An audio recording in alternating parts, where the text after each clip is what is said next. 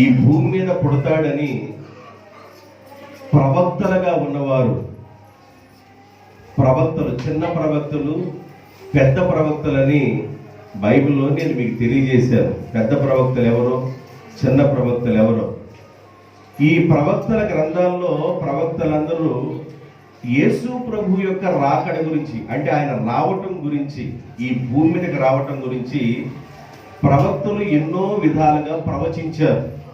ఆయన భూమి మీదకి వస్తాడు అని, అవతారమూర్తి భూమి మీదకి వస్తాడు, ఆయన అవతరిస్తాడు. ఈ భూమి మీదకి వస్తూ ఆయన ప్రపంచానికి, మానవాళ్ళందరికీ రక్షణ తీసుకుని వస్తాడని ప్రవచించుకుంటా చాలా మంది భక్తులు వచ్చారు. యెషయా భక్తుడు కానివ్వండి, ఇర్మియా భక్తుడు కానివ్వండి, మీకా భక్తుడు కానివ్వండి, ఇలాగ చాలా మంది భక్తులు యేసు ప్రభుని గురించి ప్రవచించారు. 1 సంవత్సరం ముందు కాదు, దాదాపుగా 700 సంవత్సరాలు ముందుగానే యేసు ప్రభు ఈ భూమి మీదకి వస్తాడు అనే సంగతి గురించి వారు ప్రవచించారు. ఇలాగా ప్రవచించిన ఈ ప్రవచనాలు 700 సంవత్సరాలకు ముందుగా యేసు ప్రభు ఈ భూమి మీదకి వస్తాడని, ఆయన రాక గురించి ప్రవచించిన భక్తులు ఎదురు చూస్తూ ఉన్నారు. పరలోకపు తండ్రి కూడా క్రీస్తు ప్రభు ఎవరి ద్వారా ఈ భూమి మీదకి రావాలో ఆయన కూడా ఎదురు చూస్తూ ఉన్నారు. ఆ దినాలలో ఎవరు కనపడ్డారు పరిశుద్ధంగా అంటే, కన్యకలుగా అనబడిన వారు, పరిశుద్ధమైన కన్యకలుగా అనబడిన వారు ఆ రోజుల్లో మరియమ్మ అనే ఆమె కనబడింది. మరియమ్మ పరిశుద్ధమైన కన్యక, పరిశుద్ధంగా జీవించింది. అపవిత్రత లేని వ్యక్తి, పవిత్రత కలిగిన వ్యక్తి. దేవుడు ఆమె గర్భాన్ని ఏర్పాటు చేసుకొని ఆమె గర్భంలో నుండి రావడానికి దేవుడు తన కనికరాన్ని చూపించాడు. అయితే ప్రభు పుట్టాడు. రాత్రి వేళ నేను మీకు చెప్పాను, ప్రభు ఎక్కడ పుట్టాడో చెప్పాను. ఎక్కడ పుట్టాడంట? యేసు ప్రభు ఎక్కడ పుట్టాడు? తన తాత ముత్తాతల సంపాదించిన ఆస్తి దగ్గరే. రాత్రి వేళ మీకు ఆ మెసేజ్ ఇచ్చాను. సల్మాను రాహాబు నందు బోయాజును కనెను, బోయాజు రూతునందు ఓబేదు అనే వ్యక్తిని కన్నాడు, ఓబేదు యెషయని కన్నాడు, యెషయా దావీదుని కన్నాడు, దావీదు వంశములో నుండి వచ్చిన వాడు మరియమ్మకి ప్రధానము చేయబడిన ఏశాకు ప్రధానము చేయబడిన మరియమ్మ. కాబట్టి ఈ విధంగా మరి యేసు ప్రభు ఈ భూమి మీదకి రావడం జరిగింది. దేవుని బిడ్డలారా, రాహాబు అనే వ్యక్తి, ఆమె వేశ్య. యెరికో పట్టణంలో ఆమె వేశ్యగా జీవించింది. అయితే తన మనసును మార్చుకుంది. దేవుడు ఎవరికి పరలోక రాజ్యంలో స్థాపిస్తాడంటే, వేశ్య జీవితం మారిన వాళ్ళకి స్థాపిస్తాడు, కానీ చాలా మంది వేషధారులుగా జీవిస్తుంటాడు. అలాంటి వారికి పరలోక రాజ్యంలో ఉండదని చెప్పాడు, వాళ్ళకి ప్రవేశం ఉండదని చెప్పాడు. వేశ్యలకైనా పరలోక రాజ్యంలో ప్రవేశం ఉంటదేమో కానీ వేషధారులకు పరలోక రాజ్యంలో ప్రవేశం ఉండదని దేవుడు జ్ఞాపకం చేశాడు. అయితే ఈ రాహాబు అనే వేశ్య ఎప్పుడైతే దేవునికి భయపడి తన వేశ్య వృత్తిని మానేసి, ఆమె ఇజ్రాయెల్ ప్రజలందరూ వారు ఐగుప్తుల నుండి బయలుదేరి వస్తున్నప్పుడు వారు యెరికో పట్టణాన్ని జయించిన తర్వాత ఆ పట్టణంలో గుండా వాళ్ళందరూ వెళుతూ ఉన్నప్పుడు ఈ రాహాబు అంది, మీ దేవుడు గొప్పవాడయ్యా, మీ దేవుడు ఈ పట్టణాన్ని మీకు నిశ్చయంగా అప్పగిస్తాడని నేను నమ్మాను. మీ దేవుడు ఎర్ర సముద్రాన్ని పాయలు చేశాడు, మా గుండెలు నీరైపోయినాయి, కాబట్టి మీ దేవుడిని ఆరాధించే ఒక బిడ్డగా నేను బ్రతుకుతానయ్యా అని తన పాపపు వృత్తిని మానేసి ఆమె ఏం చేసిందంటే మనసును మార్చుకొని రాహాబు ఇజ్రాయెల్ ప్రజలతో యెరికో పట్టణంలో నుండి ప్రయాణమై వెళ్ళింది. యెరికో పట్టణం నుండి ఆమె ప్రయాణమై వెళ్ళింది. మోషే కాలంలోను యెహోషువ కాలంలో ఈ రాహాబు చిన్నగా ప్రయాణమై ఎక్కడికి వెళ్ళారంటే, వారు కానానికి వెళ్ళిపోయారు. కానానికి వెళ్ళిన తర్వాత అక్కడ కొన్ని భూభాగాలు పంచిచ్చారు. గోత్రానికి ఈ గోత్రం ఈ పక్కన ఉండండి, పలానా గోత్రం ఆ పక్కన ఉండండి, ఈ భాగం మీద ఈ భాగం మీద అని పంచి ఇచ్చారు. ఆ పంచి ఇచ్చిన భాగంలో సల్మాను యూదుడు. ఆ సల్మాన్కి ఏ భాగం వచ్చిందంటే కొండ భాగం వచ్చింది. ఆ కొండ భాగంలో ఆయన ఏం చేశాడంటే ఒక గుహని, బాగా ఒక విచిత్రమైన గృహని, ఆ ఇంటిని తొలుచుకొని ఆ ఇంటిలో రాహాబు ఆయన కలిసి జీవించడం ప్రారంభించారు. రాహాబు ఏమన్నా అన్యురాలు, సల్మాన్ ఏమన్నా యూదుడు.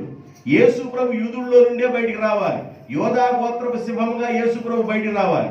సల్మాన్ యూదుడు కనుక అన్యురాలుగా ఉన్న రాహాబుని బట్టి, ఆ యూదుడిని బట్టి ఒక వ్యక్తికి సంతానం జరిగింది, ఒక వ్యక్తికి జన్మనిచ్చారు. ఆ వ్యక్తి పేరు బోయాజు.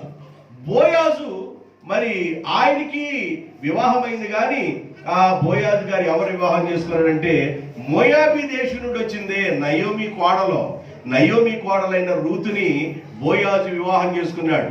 బోయాజు భార్య ఏమన్నా మోయాబీ దేశస్తున్నారు, సల్మాన్ భార్య ఏమన్నా ఎరుగో పట్టణంలో ఒక అన్యురాలు. చూడండి దేవుని యొక్క ఏర్పాటు ఎలా జరుగుతా వచ్చిందో. ఇలాగా సల్మాన్ ఆస్తి కలిగిన వాడు, పొలమగలిగిన వాడు, భూస్వామి సల్మాన్. ఆయన ఆస్తిని ఎవరికి ఇచ్చాడంటే బోయాజుకి ఇచ్చాడు. బోయాజు తన ఆస్తిని చూసుకుంటున్నాడు, తన పొలాన్ని చూసుకుంటున్నాడు. అయితే రూతుని వివాహం చేసుకోక ముందు బోయాజు పొలంలోనే పరిగేరుకోవడానికి వెళ్ళింది రూతుమ్మ. అక్కడ ఆమె యొక్క గుణగణాలు, ఆమె పద్ధతిని, ఆమె యొక్క విషయాన్ని మొత్తాన్ని చవి చూశాడు. ఆమె ఎవరి వైపు తల ఎత్తి చూసిన వ్యక్తి కాదు, యవనస్తుల వైపు తల ఎత్తి చూసిన వ్యక్తి కాదు. ఆమె పనేందో ఆమెందో అంతవరకే జీవించింది. భర్తని కోల్పోయినా కూడా ఆమె పవిత్రంగా జీవించడం నేర్చుకుంది కనుక ఆ పవిత్రాన్ని వివాహం చేసుకోవాలనుకున్నాడు బోయాజు. బోయాజు రూతుని వివాహం చేసుకున్న తర్వాత బోయాజు రూతునందు ఓబేదు అనే వ్యక్తి పుట్టాడు. ఓబేదుకి యెషయ్య అనే వ్యక్తి పుట్టాడు. యెషయ్యకి కొంతమంది పిల్లలు ఉన్నారు, కానీ దావీదు కూడా పుట్టాడు. యెషయ్య మొద్దు నుండి పుట్టిందంట చిగురు, దావీదు మొద్దు నుండి. ఇలాగా యెషయ్యలో నుండి దావీదు.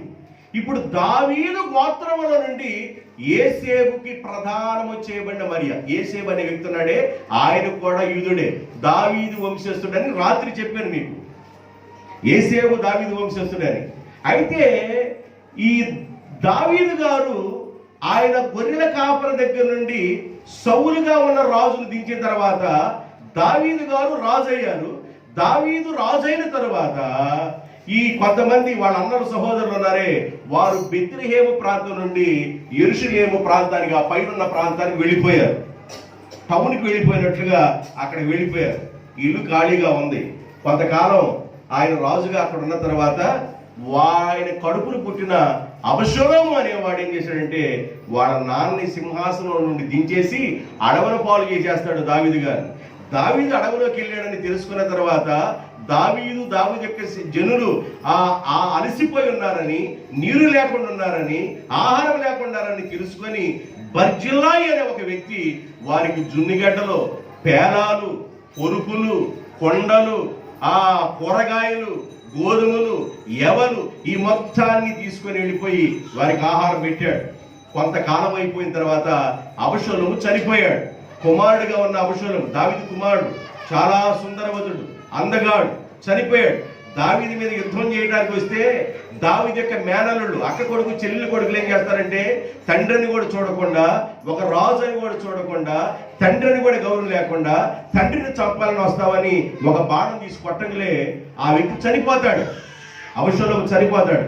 అబషలోము చనిపోయిన తర్వాత దావీదు మరలా ఆ రాజ్యంలోకి సింహాసనం దగ్గరికి వెళ్ళబోయేటప్పుడు ఆహారం పెట్టిన బర్జిల్లాయిని గుర్తు చేసుకొని బర్జిల్లాయితో అంటాడు, నేను వెళుతున్నా నా రాజ్యంలోకి, నీవు నాతో కూడా వస్తే బాగుంటది అని రాత్రి వేళ ఈ సందర్భాలు మొత్తం చెప్పారు. ఆయన మీకు టూకీగా గుర్తు చేస్తున్నా ఒక 2 నిమిషాలు.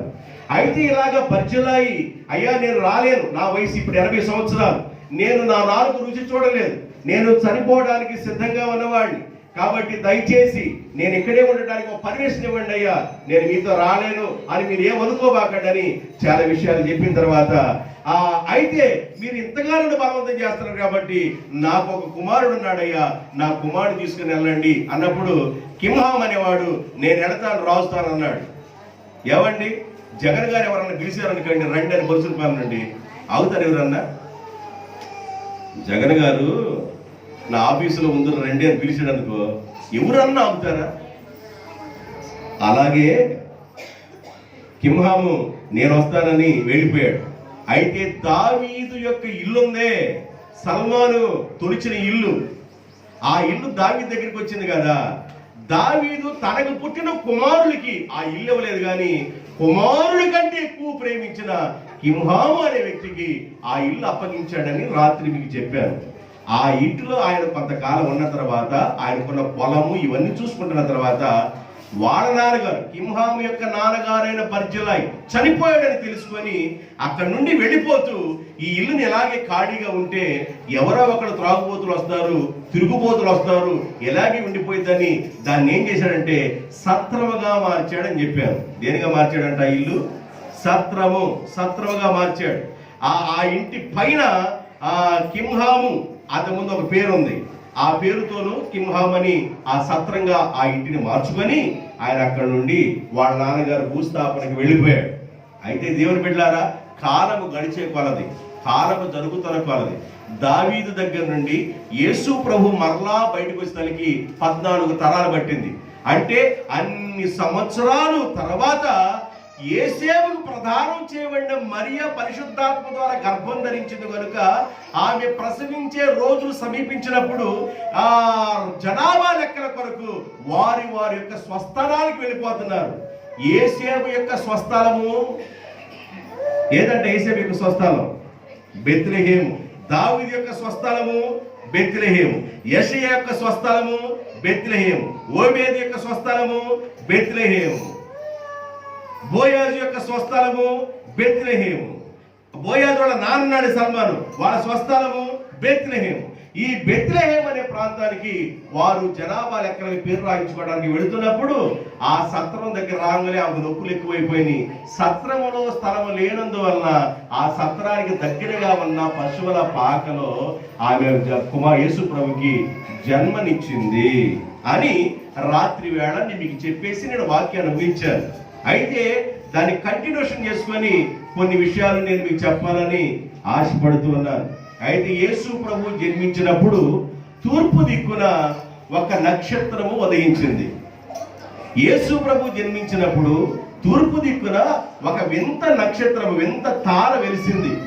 ఆ తార యొక్క అర్థం ఏంటంటే గొప్ప రాజు పుట్టాడని జ్ఞానులు గ్రహించారు. తార యొక్క అర్థం, చాలా మంది స్టార్లు ఎందుకు పెడుతున్నారు? స్టార్ యొక్క అర్థం ఏంటంటే యేసు ప్రభు జన్మించాడు. స్టార్ యొక్క అర్థం ఏంటంటే యేసు ప్రభు జన్మించాడు. అయితే చాలా మందికి అర్థం కాక స్టార్ కడుతూనే తాగుతానే కడతా ఉంటారు. స్టార్ కడుతూనే మరి అలాగే వాళ్ళ జీవితాలు అలా గడిచిపోతూ ఉంటాయి. స్టార్ ఏందో, మరి ఎందుకు కడుతున్నామో, ఆ కడత వల్ల ఉపయోగం ఏందో, ఆ విషయాలు ఏమి చూడకుండా అలాగే వాళ్ళ జీవితాలు గడిచిపోతూ ఉంటాయి. సౌండ్ ఎవరిది? ఎవరు నాన్న? చిన్నపిల్లలు ఎవరు? కొంచెం ఎత్తుకండి, ఏం కాదు, ఎత్తుకమ్మా, ఏం కాదు. అయితే వినండి, నాకెళ్ళి చూడండి, పిల్లలు ఏడుస్తుంటారులే, కొంచెం ఇంకెక్కువగా ఉంటే గాలి అన్నట్టుగా ఏడుస్తుంటారు. నేను మీకు అర్థమైతే చెబుతాను, నా వైపే చూడండి. దేవునికి స్తోత్రం. తూర్పు దిక్కున ఒక వింత నక్షత్రం పుట్టింది. ఆ వింత నక్షత్రాన్ని చూసి జ్ఞానులు అనేవాళ్ళు, జ్ఞానులు, తూర్పు దేశపు జ్ఞానులు ప్రయాణమై ఆ నక్షత్రం యొక్క జాడను చూసుకొని వారు ప్రయాణమై వెళుతూ వెళుతూ వెళుతూ వెళుతూ వెళుతూ ఎక్కడికి వెళ్ళిపోయారంటే రాజైన హేరోదు దగ్గరికి వెళ్ళారు. యోదయ బెత్లెహేమును పాలన చేస్తున్న రాజైన హేరోదు దగ్గరికి వెళ్ళారు. హేరోదు దగ్గరికి వచ్చి వాళ్ళు అన్నారు, జ్ఞానులు అన్నారు, అయ్యా ఒక గొప్ప రాజు ఈ ప్రాంతంలో పుట్టాడు అని చెప్పారు. ఆయనకి చాలా కోపం వచ్చింది. ఎంత కోపం వచ్చిందంటే, నేను రాజుని బ్రతికొండగా నాకంటే గొప్ప రాజు పడతాం మీదని మనసులో కోపగించి ఆయన ఎవరెవరిని పిలిపించాడో ఇప్పుడు నేను మీకు చదివించాను. ఎవరెవరిని పిలిపించాడంట? ప్రధానులను, యాజకులను, శాస్త్రులను, వీళ్ళందరిని సమకూర్చి వీళ్ళందరిని పిలిచి వీళ్ళందరితో అన్నారు, అసలుకి ఈ నక్షత్రం యొక్క అర్థం ఏంది? ఈ జ్ఞానులని, వీళ్ళు జ్ఞానులని చెబుతున్నారు, మరి గొప్ప రాజు పుట్టాడని చెబుతున్నారు. గొప్ప రాజు పుట్టారు అని ఈ విషయాలన్నీ మరి జ్ఞాపకం చేసినప్పుడు అమ్మ తర్వాత తీసుకుందాలే అమ్మా, ఏం కాదు, తర్వాత తీసుకుందాం. ఎవరి అరటిపళ్ళు వాళ్ళ దగ్గర ఉంచుకోండి, ఎవరి పలహారం వాళ్ళ దగ్గర ఉంచుకోండి, ఏమి కాదు. నేను రాత్రి సంచులు తెచ్చుకోమని చెప్పాను మీకు. నాకు అర్థమైంది రాత్రి, మీకు గుప్పిళ్ళలో కొట్టుకోలేరని అర్థమైపోయింది. ఇన్ని వస్తాయని నాకు తెలియదు, కానీ వస్తాయని ఊహించుకున్నాను, అర్థమైంది. దేవునికి స్తోత్ర. ఇప్పుడు మీరు క్యారీ బ్యాగుల్లో పట్టుకెళ్ళాలి ఈ పలహారం మొత్తం, అర్థమవుతుందా? సేవకుడు నాటు నాకు మాట వస్తే క్యారీ బ్యాగులు మోసుకోవటమే కాదు, అది మంచిది. వినండి నా వైపు. ఈయన అందరి చేత ఆ వివరాలన్నీ తెలుసుకున్న తర్వాత వీళ్ళని ఏం చేశాడంటే 6వ వచనంలో జ్ఞానులను రహస్యముగా పిలిచి, ఎలా పిలిచాడంట? 6వ వచనం చదవండి. అంతటా హేరోదు ఆ జ్ఞానులను రహస్యముగా పిలిపించి ఆ నక్షత్రము కనబడిన కాలము వారి చేత పరిష్కారముగా తెలుసుకొని మీరు వెళ్ళి ఆ శిశువు విషయమై జాగ్రత్తగా విచారించి మీరు తెలుసుకొనగానే నాకు వచ్చి కానీ మీరు చెప్పారనుకోండి, నేను వచ్చి ఆయన చంపేస్తానని మనసులో అనుకున్నాడు. పూజిస్తానన్నాడు కానీ ఆయన మనసులో చంపాననే ఉద్దేశంతో ఉన్నాడు. వీళ్ళందరూ బయలుదేరి ఆయన దగ్గర సెలవు తీసుకొని జ్ఞానులు అక్కడికి వెళ్ళిపోయారు. జ్ఞానుల్లో వాళ్ళు చేసిన విషయాల్లో ఉన్న కొన్ని విషయాలు నేను చెప్పాలని ఈరోజు ప్రేరేపించబడ్డా. జ్ఞానులు యేసు ప్రభు యొక్క జన్మస్థలం బెత్లెహేము అనే ఊరిలో వాళ్ళ సొంత స్థలమైన అది కింహాము సత్రంగా మార్చిన, దావీదు యొక్క ఆస్తి అయినా, బోయాజు యొక్క ఆస్తి అయినా, సల్మాన్ యొక్క ఆస్తి అయినా, యెషయా యొక్క ఆస్తి అయినా, దావీదు యొక్క వంశస్థుడైన యేసేపుకు ప్రదానం చేయబడిన మరియా యేసేపు కలిసి అక్కడికి వెళ్ళిన తర్వాత ఆ బిడ్డకి జన్మనిచ్చారు. ఆ జన్మించిన స్థలానికి వెళ్ళిపోయి స్టార్, ఆ నక్షత్రం ఉంది, ఆ నక్షత్రం ప్రయాణం చేసుకుంటా వెళ్తుంది. ఆ నక్షత్రం ప్రయాణం చేసుకుంటూ వెళ్తుంటే వీళ్ళు కూడా ఆ నక్షత్రంతో ప్రయాణం చేసుకుంటూ వెళ్ళారు. మనం కూడా అప్పుడప్పుడు నడుచుకుంటూ వెళ్ళినప్పుడు మనతో సూర్యుడు వచ్చినట్టు ఉండింది, మీరు లేనిపోయింది వెళ్ళారు. మనతో కూడా సూర్యుడు ప్రయాణం చేసినట్టే ఉండింది. మనతో చంద్రుడు చూస్తే వెళ్తుంటే చంద్రుడు కూడా మనతో ప్రయాణం చేసినట్టే ఉండింది. అది వేరు, ఈ నక్షత్రం వేరు. జ్ఞానం లాగితే లాగింది, జ్ఞానం నడుస్తుంటే అది నడుస్తుంది. అంటే అలాగుంది నక్షత్రం. ఆ నక్షత్రం వైపే చూసుకుంటూ వాళ్ళ ప్రయాణమై వెళుతూ ఉండగా ఒక స్థలంలోకి వచ్చి నక్షత్రం ఆగిపోయిన స్థలంలో ఒక శిశువు పొత్తిగుడ్డలతో చుట్టబడి పశువుల తొట్టిలో ఉంటాడని దేవదూతలు గొల్లలకు చెప్పారు. ఒక శిశువు పొత్తిగుడ్డలతో చుట్టబడి పశువుల తొట్టిలో పెట్టబడి ఉంటాడని, అదే మీకు ఆనవాలు అని గుర్తులు చెప్పాడు దేవుని దూత. ఎవరికి? గొల్లలకు ఒక ఆనవాలు ఇచ్చారు. దేవుడు ఆయా సమయాల్లో మనుషులకు ఆనవాలు ఇస్తూ వచ్చాడు. ఆయన ఆనవాలు ఇవ్వకుండా రాలేదు. దేవుడు నేను ఈ బిడ్డతో ఉన్నాను అని ఆనవాలు ఎన్నోసార్లు ఇచ్చుకుంటూ వచ్చాడు. అబ్రహాముతో నేను ఉన్నానని ఆనవాలు ఇచ్చుకుంటూ వచ్చాడు. ఇస్సాకుతో నేను ఉన్నానని ఆనవాలు ఇచ్చుకుంటూ వచ్చాడు. యాకోబుతో నేను ఉన్నానని ఆనవాలు ఇచ్చుకుంటూ వచ్చాడు. షడ్రకు మెషకు అబేద్నెగోలతో నేనున్నానని ఆనవాలు ఇచ్చుకుంటూ వచ్చాడు. గిద్యోనుతో నేనున్నానని ఆనవాలు ఇచ్చుకుంటూ వచ్చాడు. భక్తులందరితో ఆయన ఆనవాలు ఇచ్చుకుంటూ, అంటే నేనున్నాను ఈ బిడ్డతో. ఇలా మీరు గుర్తుపట్టాలి. నేనున్న బిడ్డ ఎలా ఉంటాడో, నేనున్న కుమారుడు ఎలా ఉంటాడో, నేనున్న కుమార్తె ఎలా ఉంటుందో అని కొన్ని సూచనలు ఆనవాలు ఇస్తాడు ఆయన. యేసు ప్రభుని గురించి కూడా కొన్ని ఆనవాలు ఇవ్వబడినాయి. ఏంటి ఆనవాలంటే, ఒక శిశువు, చాలా మంది ఉంటారు జరావసంఖ్యకు వచ్చిన వాళ్ళు, చాలా మంది అక్కడ ద్వారంలో పిల్లలు ఉన్న వాళ్ళు ఉంటారు. ఎవరు పడితే వాళ్ళ దగ్గరికి వెళ్ళబాకండి నేను ప్రభు అని. ఇదిగో ఒక శిశువు పొత్తిగుడ్డలు చుట్టబడి ఆ పశువుల తొట్టులో పొరను పెట్టుంటాడు, అదే మీకు ఆనవాలు అని దేవదూత గొల్లలకి చెప్పిన వర్తమానం అది. అయితే ఈ నక్షత్రము జ్ఞానులకు దారి చూపించిన ఈ నక్షత్రము ఎలాగొచ్చిందంటే, అలాగా ఆ పశువుల పాక దగ్గరికి వచ్చేసి అలాగ నిలిచిపోయిన తర్వాత వీళ్ళు వచ్చి ఆయన ఏం చేశారో ఆ భాగాలు నేను మీకు చెప్పాలని ఆశపడుతున్నా. 11వ వచనం 2:11 మత్తయి సువార్త. వారు ఆ నక్షత్రమును చూసి అత్యానందభరితులై ఇంటిలోనికి వచ్చి తల్లి అయిన మరియను ఆ శిశువును చూచి సాగిలపడి ఆయనను పూజించి తమ పెట్టెలను విప్పి బంగారమును సామ్రాణిని బోళమును కానుకలుగా ఆయనకు సమర్పించిరి. ఈ జ్ఞానులు ప్రయాణం చేసి వచ్చినప్పుడు వాళ్ళు ఏం చేశారంటే, మరియమ్మ గారు అక్కడే ఉంది, ఆ పశువుల అట్లనే ఉన్న యేసు ప్రభు బాలుడిగా శిశువు అక్కడే ఉన్నాడు, ప్రక్కన యేసే ఉన్నాడు.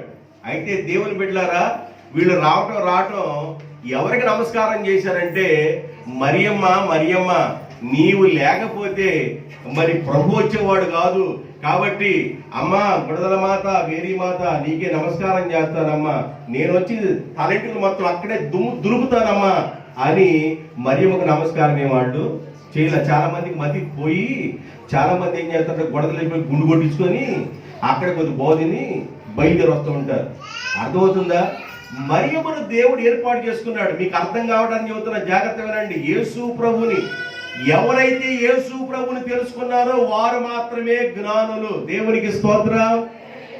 యేసు ప్రభు రక్షకుడని ఎవరు తెలుసుకుంటే వాళ్ళు జ్ఞానులే. ఈ జ్ఞానులు అక్కడ వెళ్ళిన తర్వాత మరియమ్మను గౌరవించారు, ఆయనను ఆరాధించారు. దేవునికి స్తోత్రం.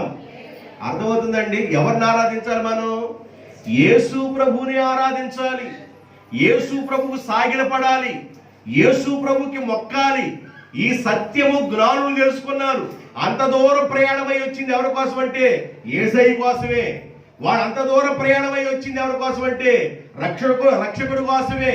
అంత దూరం ప్రయాణమై వచ్చిన ఆయన రక్షకుడు ప్లస్ రాజు, యూదులకు రాజు రక్షకుడు ఆయన. కాబట్టి రక్షకుడు పూజించడానికి వెళ్ళాలా.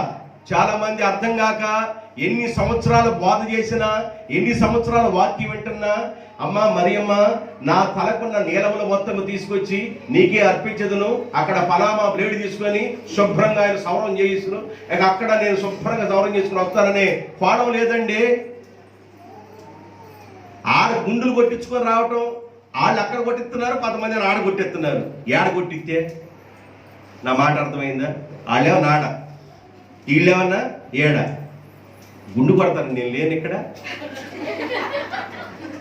గుండు కొట్టను, నాకు కుదరదా? పరామా బ్లేడ్ ఒకటి తీసుకుంటే నేను గుండు కొట్టను, నేను లేని సేవకుని. ఏసునామంలో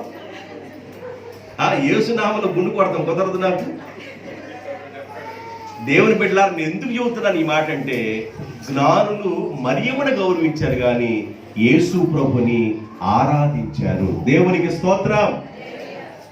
సృష్టిని ఆరాధించిన వాళ్ళు, ఆరాధనలు చాలా రకాలు ఉన్నాయి, పూజలు చాలా రకాలు ఉన్నాయి. సృష్టిని ఆరాధించిన వాళ్ళు సృష్టికర్తను ఆరాధించారు. దేవునికి స్తోత్రం. సృష్టికర్త అయిన దేవుడు, ఆకాశమును సృజించిన వాడు ఆయనే, సూర్యుని సృజించిన వాడు ఆయనే, చంద్రుడు సృజించిన వాడు ఆయనే, నక్షత్రాలు సృజించిన వాడు ఆయనే, కొండల పర్వతాలు సృజించిన వాడు ఆయనే, సముద్రాలు సృజించిన వాడు ఆయనే. దృశ్యమైనవి అదృశ్యమైనవి ఇవన్నీ యేసు ప్రభు ద్వారా మాత్రమే కలిగిని. యేసు లేకుండా ఏమీ కలగలేదని కొలసీలు రాసిన పత్రికలు రాయబడి ఉన్నాయి. కాబట్టి చాలా మంది సృష్టిని ఆరాధిస్తున్నారు. సృష్టికర్తన మనిషి జనులు సృష్టిని ఆరాధిస్తున్నారు. అది మంచిది కాదు. సృష్టికర్తని మరచి జనులు సృష్టిని పూజించుట తగునా. సృష్టికర్తని మరచి జనులు సృష్టిని పూజించుట తగునా.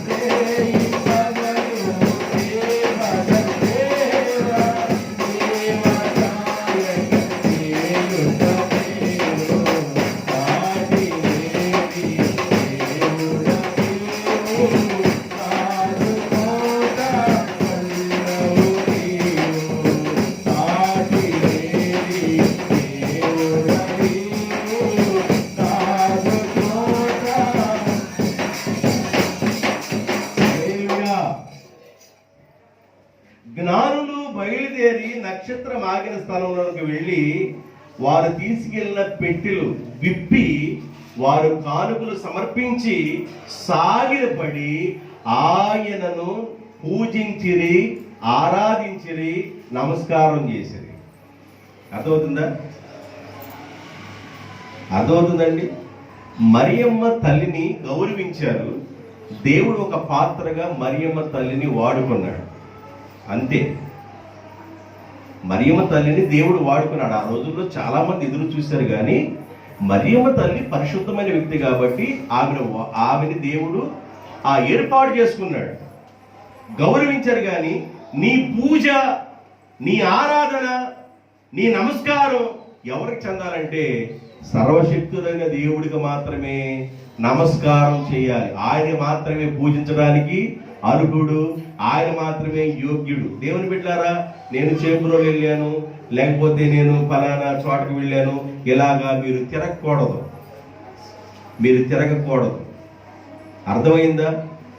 అట్లా వెళ్ళకూడదు. ఎందుకు చెబుతున్నానంటే వాక్యంలో ఉన్న స్పష్టత దైవజనుడు అర్థమయ్యే రీతిలో చెబుతున్నప్పుడు, విశదమరిచి మాట్లాడుతున్నప్పుడు ఏది సత్యమో మీరు గమనించుకొని ఎవరికి నీ పూజ అందాలి, ఎవరికి నీ నమస్కారం అందాలి, ఎవరికి నీ ఆరాధన అందాలో అది అర్థం చేసుకొని ఆరాధన చెందాడికి మనం ఆరాధన చేయాలి. దేవునికి స్తోత్రం. అయితే ఈ జ్ఞానులు దేవుణ్ణి నమస్కారం చేశారు, పూజించారు, ఆయన ఆరాధించారు. మన ఆరాధన సర్వశక్తిమంతుడైన దేవునికే ఆరోపించాలి. మన ఆరాధన అలా వెళ్ళాలి. అయితే చాలా మంది జనాలు దేన్ని పూజిస్తున్నారో తెలుసా? ఎలాగా ఆరాధన చేస్తున్నారో తెలుసా? ద్వితీయోపదేశ కాండం 4వ అధ్యాయము 19వ వచనం. 4వ అధ్యాయము 19వ వచనం. సూర్యుడు, చంద్రుడు, నక్షత్రములైన ఆకాశంలో ఉన్న సూర్యుడిని, చంద్రుడిని, నక్షత్రములను చూసి అరుంధి నక్షత్రం కనబడిందా? ఆడు తొందరలో ఉంటాడు కానీ కనబడింది. ఆడు కనబడిందని చెబితే ఆడు పంపిస్తారు. రే నక్షత్రం కనబడిందా? ఆడు కనబడి సరే మీరు వెళ్ళండి, ఇక గ్రాండ్ సక్సెస్ అంటారు. ఇక మీరు లైన్లోకి వెళ్ళొచ్చురా బాబు, నక్షత్రం చూస్తేనే తర్వాత. ఈయన అంటాడు, సూర్యుడినైనా, చంద్రుడినైనా, నక్షత్రములైనా, ఆకాశంలో సైన్య సమూహాలైనా దేని వైపైనా చూసి మరులు కొల్పబడి నీ దేవుడైన యెహోవా సర్వాకాశము క్రిందనున్న సమస్త ప్రజల కొరకు పంచిపెట్టిన వాటికి నమస్కరించి వాటిని పూజింపకూడదు. మీరు బహు జాగ్రత్తగా ఉండండి.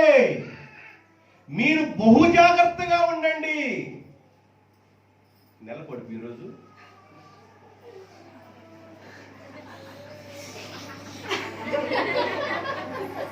అబ్బాయి ఇట్రా.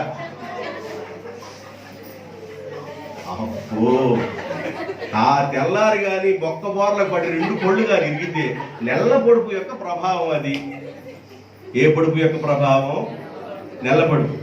కళ్ళు మూసుకునేలా కొంతమంది ఇప్పుడు కూడా నెల్ల పొడుపు పడవగలే ఎవరు ముఖం చూడరాడు, వాళ్ళు ఎవరిని చూడాలనుకుంటే వాళ్ళే చూస్తారు.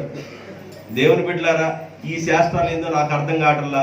మీరు జాగ్రత్త పడండి సుమా, దేవుడు మాట్లాడుతున్న మాట ఇది మనుషుడు మాట్లాడే మాట కాదు. సూర్యుడు గాని చంద్రుడు గాని నక్షత్రాలు గాని ఆకాశంలో సైన్య సమూహాలు గాని వాటి వైపు చూసి మీరు నమస్కారం చేయకూడదు. సూర్య భగవానం చేస్తారు, ఉదయకాలం నీళ్ళ కూర్చొని సూర్యుడు భగవానం చేస్తుంటారు, సూర్యుడు నమస్కారం చేస్తుంటారు. సూర్యుడు సృష్టించాడు ఒక ఆయన సృష్టికర్త, చంద్రుడు సృష్టించాడు సృష్టికర్త, నక్షత్రాల సమూహాన్ని సృష్టించాడు సృష్టికర్త. ఆకాశము క్రింద ఉన్న వాటిలోనైనను మీరు దేనికి నమస్కారము, కనబడుతున్న చెట్టునో కనబడుతున్న మరొక దానినో నీవు నమస్కారము చేయకూడదు. నీవు జాగ్రత్త పడాలి. నీ పూజ, నీ నమస్కారము, నీ ఆరాధన సృష్టికర్త అయిన దేవుడికే చెందాల. ఆయనే సృష్టికర్త. యేసు ప్రభువే సృష్టికర్త. సృష్టికర్త అయిన యేసు ప్రభు లేకుండా దేవుడు ఏమి చేయాల. కొలస్సీయులకు రాసిన పత్రికలో వెళ్ళండి, కొలస్సీయులకు రాసిన పత్రికలో వెళ్ళి ఆ మాట చదవాలి మీరు. ఆయన లేకుండా ఏమి కలగలేదు, ఆయన మూలంనే సమస్తమును కలిగెను, ఆయన సమస్తమునకు ఆధారభూతుడనే వచనాలు మీరు చదవాలి. ఎన్నో వచనం? 15వ వచనం, 1:15 చూడండి. కొలస్సీయులకు రాసిన పత్రిక 1:15. ఆయన అనగా యేసు ప్రభు, ఆయన అదృశ్య దేవుని స్వరూపి అయ్యుండి సర్వ సృష్టికి ఆది సంభూతుడై ఉన్నాడు. ఆదిలో ఉన్నవాడు ఆయనే. సర్వ సృష్టికి ఆది సంభూతుడై ఉన్న దేవుడు, సర్వ సృష్టికి ఆదిలో ఉన్న శబ్దమై ఉన్న దేవుడు, ఆదిలో ఉన్న ఓంకారమై ఉన్న దేవుడు. ఆది యందు వాక్యం ఉండెను, వాక్యము దేవుని యందు ఉండెను, ఆ వాక్యమే దేవుడై ఉండెను, ఆ వాక్యమే కృపా సత్య సంపూర్ణుడిగా శరీరాన్ని ధరించుకొని ఆయన మన మధ్యకు వచ్చాడు. ఆయన సర్వ సృష్టికి ఆది సంభూతుడై ఉండెను. ఏలయనగా ఆకాశమందు ఉన్నవి గాని భూమి అందున్నవి గాని కనబడేవైనను కనబడనివైనను అవి సింహాసనములైనను ప్రభుత్వములైనను ప్రధానులైనను అధికారులైనను సర్వమును ఆయన యందు సృష్టించబడిను. ఆ సర్వమును ఆయన ద్వారా ఆయనను బట్టి సృష్టించబడెను. ఆయన అన్నిటికంటే ముందుగా ఉన్నవాడు, ఆయనే అన్నిటికీ ఆధారభూతుడు. ఆయన లేకుండా ఏమీ కలగలేదు. కాబట్టి యేసు ప్రభు అన్నిటికంటే ముందుగా ఉన్నవాడు, ఆయనే సృష్టికర్త, ఆయనే నిర్మాణకుడు. ఆయన లేకుండా ఏది కలగలేదు. కనుక దేవుని బిడ్డలారా, వాక్యం వింటున్న వారులారా, సూర్య భగవానం చేస్తున్నావా? ఒకడు చంద్రుడు నమస్కారం చేస్తున్నావా? అరుంధతి నక్షత్రం అని చూస్తున్నావా? నక్షత్రాలు నమస్కారం చేస్తున్నావా? సృష్టిలో ఉన్న వాటిని నమస్కారం చేస్తున్నావా? ఏదో నీకు కనబడుతున్న ఒక చెట్టుని ఎన్నుకుంటున్నావా? నువ్వు దేవుడికి నమస్కారం చేస్తున్నావేమో. దేవుడు అన్నాడు, అలా నువ్వు చేయకూడదు, జాగ్రత్త. ఏం చేయకూడదంట? సృష్టికి నమస్కారం చేయకూడదు. జాగ్రత్తగా ఉండండి. దేన్ని పడితే దాన్ని చూసి ఆరాధన చేయబాకండి. జ్ఞానులుగా ఉన్నవాళ్ళు యేసయ్యని ఆరాధిస్తున్నారు. జ్ఞానులుగా ఉన్నవారు యేసు ప్రభుకి సాగిలపడ్డారు. అక్కడ మరియమ్మ తల్లి ఉంది, అక్కడ యేసేపు ఉన్నాడు, అక్కడ యేసు ప్రభు ఉన్నారు. అయితే వారు పెట్టెలు విప్పి యేసు ప్రభుకు సాగిలపడి యేసు ప్రభుని పూజించి యేసు ప్రభుని ఆరాధిస్తూ ఉన్నారు. మన పూజ, మన నమస్కారం, మన ఆరాధన యేసు ప్రభుకే చెందాలి గాని సూర్యుడి వైపో, చంద్రుడి వైపో, నక్షత్రాల వైపో, నెలపడిపు వైపో, దేని వైపో, చెట్టుకో, చేమకో నీ ఆరాధన ఉండకూడదు. నీ ఆరాధన సర్వ సృష్టికర్తకు ఉండాలి. యేసు ప్రభువే అన్నిటికీ ఆధారభూతుడు, ఆయన ఆది సంభూతుడు. ఆయన లేకుండా దృశ్యమైనవి, అదృశ్యమైనవి, కంటికి కనబడినవి ఏదైనా కూడా ఆయన ద్వారానే సృష్టించబడ్డాయి. ఆయన లేకుండా ఏది సృష్టించబడలేదు. కాబట్టి సృష్టికర్తకు నువ్వు నమస్కారం చేయాలి. ఎవరికి నమస్కారం చేయాలి? సృష్టికర్తని యేసయ్యకే నువ్వు నమస్కారం చేయాలి. యేసయ్యకే నమస్కారం చేయాలి. ఏదైనా ఇంట్లో ఒక ఫోటో పెట్టుకొని యేసు ప్రభు ఫోటో కనబడుతున్నా యేసు ప్రభు ఫోటో పెట్టుకొని ప్రభువా నేను వెళ్ళబోతున్న పనులన్నిటి మీద నీకు వందనాలయ్యా అంటే ఆయన అంటాడు, బుద్ధి లేనోడా, ఏ రూపాన్ని నువ్వు ఆరాధించకూడదని నేను చెప్పలేదా? సృష్టిలో ఏ రూపాన్ని, రూపం అంటే నా యేసుప్రభు రూపం, అదే ఆరాధించకూడదని చెప్పలేదా? కాబట్టి దాన్ని విగ్రహాలతో పోల్చాడు దేవుడు. ఆయన ఆరాధించువారు ఆత్మ, ఆయన ఆత్మయ్య ఉన్నాడు కనుక ఆయనను ఆరాధించువారు. 4:24 యోహాను సువార్తలో రాయబడి ఉంది. ఆరాధన ఎవరు ఎట్లా ఉండాలి? ఆరాధన 4:24 యోహాను సువార్త 4:24 దేవుడు ఆత్మ కనుక ఆయనను ఆరాధించువారు ఆత్మతోను సత్యముతోను ఆరాధించవలెను. దేవుడేమై ఉన్నాడు? దేవుడు ఆత్మై ఉన్నాడు కనుక దేవుణ్ణి ఆరాధించినప్పుడు ఆత్మతో సత్యముతో మనం ఆరాధించాలి. ఈ శరీరం అనే ఇల్లు, ఈ శరీరం అనే ఇల్లు ఆత్మకు దేవుడు కాపుదలగా పెట్టిన గుడారం ఇది. ఈ శరీరం అనే గుడారం, ఈ శరీరం అనే గుడారం లోపల దేవుడు ఆత్మను పెట్టాడు. ఈ ఆత్మ బయటకు వచ్చిన వెంటనే ఈ గుడారము శిథిలమైపోయింది. ఈ గుడారములో ఆత్మ ఉండగానే, దేవుడు పెట్టిన ఆత్మ ఉండగానే, ఈ గుడారములో ఉండగానే ఆత్మ స్వరూపి అయిన దేవుణ్ణి నువ్వేం చేయాలంటే ఆరాధించాలి.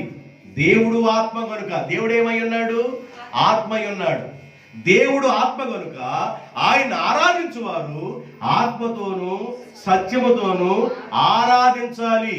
దేవుడు వాక్యై ఉన్నాడు కనుక, వాక్యమే దేవుడు కనుక వాక్యాన్ని నువ్వు పూజించాలి, వాక్యాన్ని ప్రేమించాలి, వాక్యం వైపే నీ దృష్టి ఉండాల. దేవుణ్ణి ఎలా ఆరాధిస్తున్నారు చాలా మంది జనాలు? జ్ఞానులు ఎలా ఆరాధించారంటే, జ్ఞానులు చేసిన మొదటి పూజ, జ్ఞానుల ఆరాధన ఎలా చేశారంటే సృష్టికి ఆరాధన చేయలేదు కానీ సృష్టికర్తకు ఆరాధన చేశారు. ఆత్మయుల దేవుడికే మనం ఆరాధన చెందాలి. దేనికి మన ఆరాధన చెందకూడదో మొదటి కొరింథీయులకు రాసిన పత్రిక 10వ అధ్యాయం 14వ వచనం. మొదటి కొరింథీయులకు రాసిన పత్రిక, కొరింథీయులకు రాసిన మొదటి పత్రిక 10వ అధ్యాయం 14వ వచనం. కాబట్టి నా ప్రియమైన వారులారా, విగ్రహారాధనకు దూరముగా ఉండండి. దేన్ని ఆరాధించకూడదంట? విగ్రహారాధనకు దూరముగా ఉండండి. ఒక మనిషి తన చేతులతో ఒక రూపాన్ని చేస్తాడు. మనిషి చేతులతో చేయబడిన రూపాన్ని ఆరాధించవాకండి. మనిషిని చేసిన దేవుణ్ణి ఆరాధించండి. మనల్ని దేవుడు చేశాడండి, మనం దేవుణ్ణి ఎలా చేస్తాం? మనల్ని దేవుడు చేశాడు. తల్లి గర్భంలో 9 నెలలు భద్రపరిచాడు. దాని శరీరాన్ని ఇచ్చాడు, మాంసాన్ని ఇచ్చాడు, నరాలు ఇచ్చాడు, రక్తాన్ని ఇచ్చాడు. రక్తం అంటే ప్రాణం, ప్రాణాత్మ దేహాన్ని దేవుడు దయచేశాడు, ఎముకలను. ఇవన్నీ తల్లి గర్భంలో ఉండగా ఇవన్నీ నిర్మాణకుడు నిర్మించాడండి. ఆయన నిర్మాణకుడు, ఆయనే దర్శకత్వం, ఆయనే డైరెక్టరు, ఆయనే నిర్మాణకుడు, ప్రొడ్యూసర్ ఆయనే, ఇంజనీర్ ఆయనే. ఆయనకే మనం సాగిలపడాలి, ఆయనకే మొక్కాలి, ఆయనకే నమస్కారం చేయాలి. నీ ఇష్టం వచ్చిన వాళ్ళకి దండం పెట్టకూడదు, ఇష్టం వచ్చిన వాళ్ళకి పూజించకూడదు. సూర్యుడు భగవాను అని, చంద్రుడని, చుక్కలని, ఏదో నీ ఇష్టం వచ్చిన వాడికి మొక్కకూడదు. విగ్రహారాధన జోలికి వెళ్ళకూడదు అన్నాడు. మనిషి చేతులతో విగ్రహాలు చేస్తారు, ఒక రూపాన్ని చేస్తారు, దానికి నువ్వు సాగిల పడకూడదు, నమస్కారం చేయకూడదు. ఎవరికి నమస్కారం చేయాలి? దేవుడు ఆత్మ కనుక ఆత్మయున దేవునికి నువ్వు ఆరాధన చేయాలి. దేవునికి స్తోత్ర. 2 విషయాలు చెప్పాను మీకు. సృష్టికి నమస్కారం చేయకూడదని చెప్పాను, ఆత్మతో ఆరాధించాలని చెప్పాను, విగ్రహారాధన చేయకూడదని చెప్పాను. 3వ విషయం చెప్తున్నా. కొలస్సీయులకు రాసిన పత్రిక 2వ అధ్యాయం, కొలస్సీయులకు రాసిన పత్రిక 2వ అధ్యాయం 20, 21 నుండి చదవచ్చు.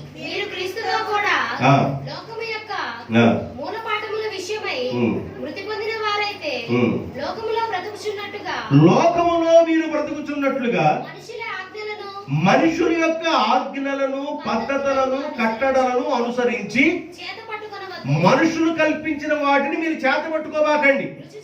రుచి చూడవద్దు, ముట్టవద్దు అని విధులకు మీరు లోబడి, మనుషుల యొక్క ఆచారాలకి, మనుషుల యొక్క సాంప్రదాయాలకి మీరు లోబడనేలా అవన్నీ అవన్నీ వాడుకొనుట చేత నశించిపోవు. అట్టివి స్వేచ్ఛారాధన. ఏ ఆరాధన అంటే ఇది? స్వేచ్ఛారాధన. స్వేచ్ఛగా నేను దేనైనా ఆరాధించవచ్చండి. స్వేచ్ఛారాధన. వర్షం రాలేదా? వర్షం రాకపోతే దేని ఆరాధన చేయాలి? అప్ప కప్ప. వర్షం రాకపోతే కప్పను ఆరాధన చేయాలి. తాబేళ్ళని ఆరాధన చేస్తున్నారు, కప్పను ఆరాధన చేస్తున్నారు, పులిని ఆరాధన చేస్తున్నారు, చెట్టుని ఆరాధన చేస్తున్నారు. మనిషి ఎవరు దేనికి ఆరాధన చేయాలో మనిషికి అర్థం కాకుండా స్వేచ్ఛారాధన. స్వేచ్ఛారాధన. ఇష్టం వచ్చినట్లుగా ఆరాధన చేస్తున్నారు. నీ ఆరాధన ఇష్టానుసారంగా ఉండకూడదు. మనుషులు కల్పించిన పద్ధతుల్లో ఉండకూడదు. మనుషుల యొక్క ఆలోచనలు బట్టి నీ ఆరాధన ఉండకూడదు. నీ ఆరాధన ఇష్టానుసారంగా ఉండకూడదు. దేన్ని పడితే దాన్ని ఆరాధించకూడదు, దేన్ని పడితే దాన్ని పూజించకూడదు. అర్థమవుతుందండి? కప్పలను ఆరాధించేవాడు ఉన్నారు, తాబేలను ఆరాధించేవాడు ఉన్నారు, అగ్నిని ఆరాధించేవాడు ఉన్నారు. రకరకాలుగా చాలా మంది ఆరాధన చేసేవాడు ఉన్నారు. కానీ నీ ఆరాధన ఎవరికి ఉండాలంటే సృష్టి నిర్మాణకుడు. ఎవరికి ఉండాలంట? సృష్టి నిర్మాణకుడు ఎవరో తెలుసుకొని ఆయన ఆరాధించాలి. సృష్టి నిర్మాణకుడు ఎవరు? గ్రంథం ఏం చెబుతుంది? బైబిల్ ఏం చెబుతుంది? గ్రంథాలు ఏం చెబుతుంది? గ్రంథాలు ఏమని బోధిస్తున్నాయి? ఆ బోధించే బోధకుడు ఆయన ఎవరు నువ్వు తెలుసుకొని, సృష్టికర్త ఎవరో తెలుసుకొని సృష్టికర్తను పూజించాలి. ఎవరో తెలుసుకున్నారు జ్ఞానులు. ఆ జ్ఞానులు వచ్చి యేసు ప్రభుని ఆరాధిస్తున్నారు. చాలా మందికి ఎవరిని ఎలా ఆరాధించాలో అర్థం కాక ఏథెన్సు ప్రాంతంలో ఉన్నవాళ్ళంట అన్ని దేవుడికి నమస్కారం చేసి వాళ్ళందరూ అనుకున్నారంట, రే బాయ్ మనకి తెలియకుండా ఎవరన్నా ఉంటారేమో, ఆయన బాధపడతాడేమో, అందుకని ఒక బలిపీఠం కట్టి ఇది కూడా ఒకటి కట్టండి, తెలియబడిన దేవుడికని ఒక మాట రాయండి, తెలియబడిన దేవుడికని ఆరాధన చేద్దామని చెప్పేసి వాడికి బాగా జ్ఞానులు కదండి, జ్ఞానం ఎక్కువైపోయింది. వాళ్ళకి జ్ఞానం ఎక్కువైపోయి వాళ్ళు ఆరాధించే ఆరాధన మొత్తం చేస్తున్నారు, ఆళ్ళకి ఆరాధన చేస్తున్నారు. ఇంకా దేవుడు మనకి తెలియకుండా ఎవరన్నా ఉన్నారేమో, ఆయన ఎవరైనా బాధపడతాడేమో, ఆయన కూడా ఒక బలిపీఠం కట్టండి. ఆ బలిపీఠం మీద మీరు ఏం రాయాలంటే తెలియబడని దేవునికి అని రాయండి. తెలియబడని దేవునికి ఆరాధన చేస్తున్నారు వాళ్ళు. అపోస్తుల గారి 17వ అధ్యాయం 23వ వచనం, నేను సంచరించుచు మీ దేవత ప్రతిమలను నేను చూస్తూ ఉండగా ఒక బలిపీఠము ఏథెన్సు ప్రాంతంలో నాకు కనబడింది. ఈ ఏథెన్సు ప్రాంతంలో చాలా మంది విగ్రహారాధన చేస్తున్నారు. అయితే నేను సంచరించి వీధి తిరుగుతున్నప్పుడు నాకు ఒక బలిపీఠం కనబడింది. ఆ బలిపీఠం మీద తెలియబడని దేవునికి అని వ్రాయబడి ఉన్నది. దానికి కూడా వాళ్ళు ఆరాధన చేస్తున్నారు. అప్పుడు పౌలు అన్నాడు, అబ్బాయి అసలు నేను చెబుతాను రండి అని చెప్పేసి, తెలియబడిన దేవుడు ఎవరో కాదు, ఆయనే సృష్టికర్త అయిన ప్రభు అయిన యేసుక్రీస్తు. ఆ దేవుడికే నమస్కారం చేయాలైనా. మీరు ప్రతిమలకు నమస్కారం చేయకూడదు, మీ ఇష్టానుసారమైన రూపాలను పెట్టుకుని నమస్కారం చేయకూడదు. అలా నమస్కారం చేస్తే అన్ని తలలు ఉన్నాయనుకోండి, జంతువా మీటు రాస్తాం?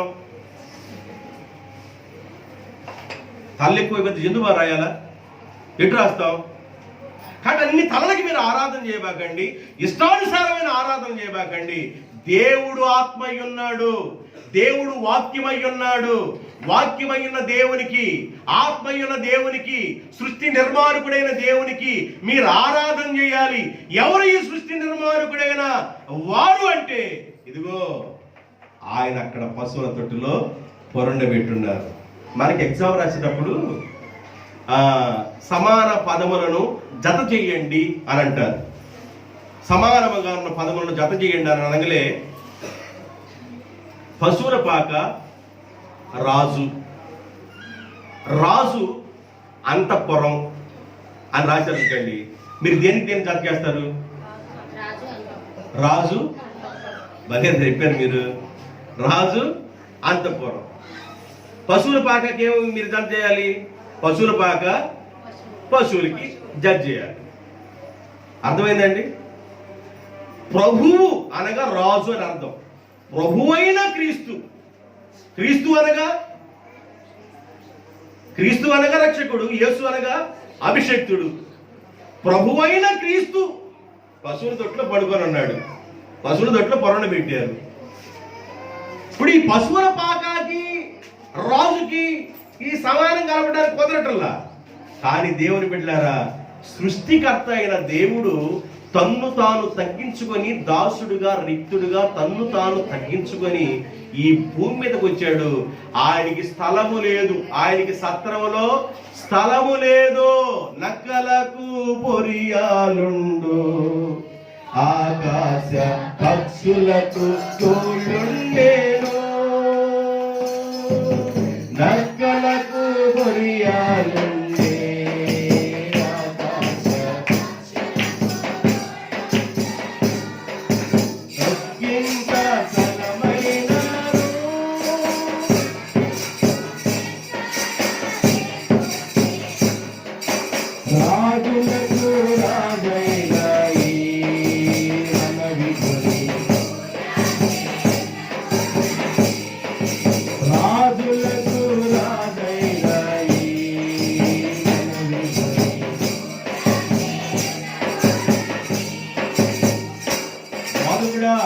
నిన్ను వెంబడిస్తామంటే ఆయన అన్నాడు, నక్కలకి కోరికలు ఉన్నాయి, ఆకాశ పక్షులకి గూళ్ళు ఉన్నాయి, నేను తలదాచుకోవడానికి సత్రం కూడా ఆడ మా బాబుదే, సత్రంలో కూడా నిండబడి ఉన్నారు, నాకు స్థలమే లేదన్నాడు.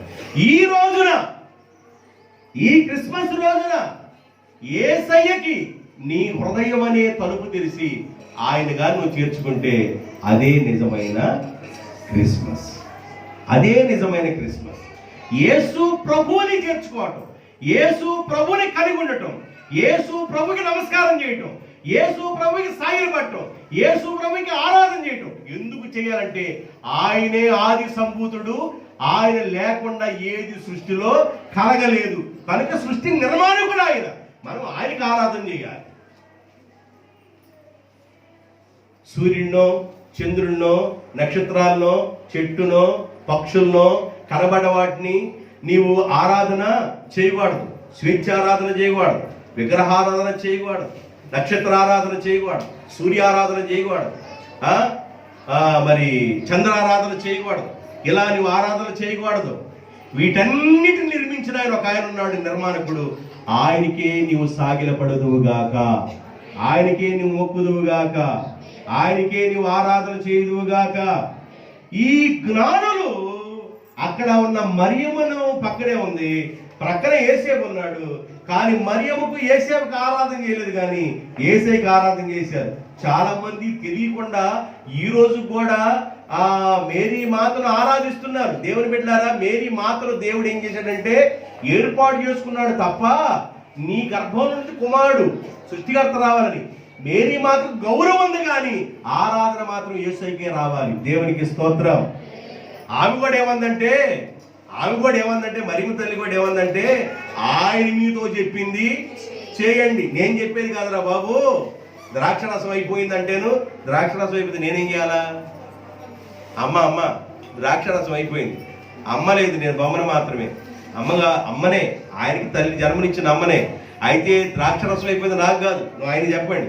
ఆయన మీతో ఏమి చెబుతున్నాడో అది మాత్రం మీరు చెయ్యండి. ఆయన ఏం చెప్పాడు? నీళ్ళు తీసుకెళ్ళిపోయాడు అన్న.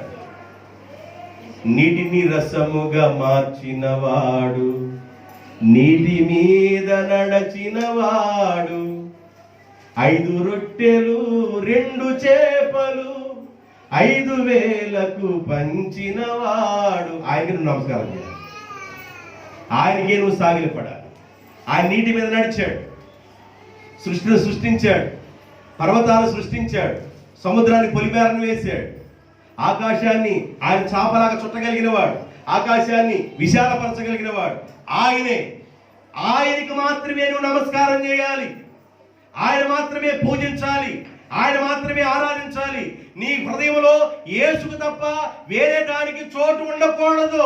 ఒక మనిషి దీవించబడకపోవడానికి మొదటి కారణం ఏంటంటే యేసు హృదయంలో చోటు లేనందున. యేసు వస్తే అన్ని వచ్చేస్తాయి, యేసయ్య వస్తే అన్ని వచ్చేస్తాయి. ఒక మనిషి దిమర్శ కలిగి ఉంటే, రెండు మనసులు కలిగి ఉంటే యేసయ్యకి ఇవ్వాల్సిన చోటు యేసయ్యకి ఇవ్వకుండా నీవెవరికో చోటిచ్చి ఎవరినో లోపల పెట్టుకొని వాళ్ళని ఆరాధిస్తూ వాళ్ళని పూజిస్తూ నువ్వు లేకపోతే ట్యూబ్లైట్ లేదమ్మా, నువ్వు లేకపోతే లోకమే లేదమ్మా, నువ్వు లేకపోతే వెన్నెలే లేదమ్మా, నువ్వు నేనమ్మా, నేను నువ్వమ్మా, మనసంతా నువ్వేనమ్మా, ఇష్టం వచ్చిన డైలాగులు వాడబాకండి,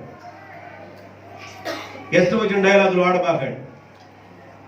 ఎవడు లేకపోయినా యేసు ప్రభు ఉంటే నువ్వు బ్రతుకుతావు. దేవునికి స్తోత్రాలు. హల్లెలూయా. అర్థమవుతుందా? అర్థం కాని వయసులో అంతా నువ్వే నా అట్ట కూడా దేవారు కాదు. యేసు ప్రభువుకి నీ హృదయంలో చోటేవారు. యేసయ్యనే పూజించాలి, యేసయ్యనే ఆరాధించాలి. ఎందుకు యేసయ్యనే పూజించాలంటే ఆయన సృష్టికర్త, నిన్ను సృష్టించిన వాడు నీకు భర్త అయి ఉన్నాడు. భర్తను ఏం చేయాలంట? గౌరవించాలి. ఆమేన్. హల్లెలూయా. ఆరాధన, జ్ఞానుల ఆరాధన, సృష్టికర్తకి ఆరాధన. మనం ఏ ఆరాధన చేయకూడదు? విగ్రహారాధన చేయకూడదు, స్వేచ్ఛారాధన చేయకూడదు. తెలియబడిన దేవుడికి అని ఆరాధన చేస్తున్నారు, అలా వెరితనంగా ఉండకూడదు. సూర్యుని, చంద్రుడిని, ఆకాశాన్ని, నక్షత్రాలను ఆరాధన చేయకూడదు. ఎలాగ ఆరాధన చేయాలంటే ఆత్మతోనూ సత్యముతోనూ ఆరాధన చేయాలి. ఇంకొక ఆరాధన ఉందండి, అది కూడా చెప్తాను, మీరు గుర్తుపెట్టుకోండి. ఇవన్నీ మీకు మళ్ళీ టైంలో రావాలంటే రావు. మార్కు సువార్త 7వ అధ్యాయము, మార్కు సువార్త 7వ అధ్యాయము ఒకసారి 7వ వచనం చూడండి. వారు మానవులు కల్పించిన పద్ధతులు దేవోపదేశములని బోధించుచు నన్ను వ్యర్థముగా ఈ ఆరాధన అంట వ్యర్థమైన ఆరాధనలు ఎన్ని రకములు, అవి ఏవి అని ప్రశ్నించారనుకోండి.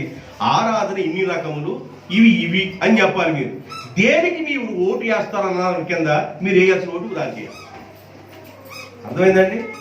ఆరాధనలు వ్యర్థంగా ఆరాధించకూడదు, స్వేచ్ఛారాధన చేయకూడదు, విగ్రహారాధన చేయకూడదు. ఏదో కనబడుతున్న నక్షత్రానికో, సూర్యుడికో, చంద్రుడికో, ఒకరి సృష్టికో, చెట్టుకో, సేవకో నువ్వు ఆరాధన చేయకూడదు. వీటన్నిటిని సృష్టించిన సృష్టికర్తని దేవునికి ఆరాధన చేయాలి. ఆరాధన చేసేవాళ్ళు ఎలా చేయాలంటే ఆత్మతోనూ సత్యముతోనూ ఆరాధించాలి. కొంతమంది పెదవులతో గణపరుస్తారు కానీ హృదయం దేవునికి దూరంగా ఉంటుంది. నీ ఆత్మలో నుండి దేవుణ్ణి ఆరాధన చేయాలి. అలాగా జ్ఞానులు యేసు ప్రభుని ఆరాధించారు. మొదటి విషయం చెప్పా. ఇప్పుడు యేసు ప్రభుని జ్ఞానులు ఆరాధించారు. ఆరాధించి ఏం చేశారు?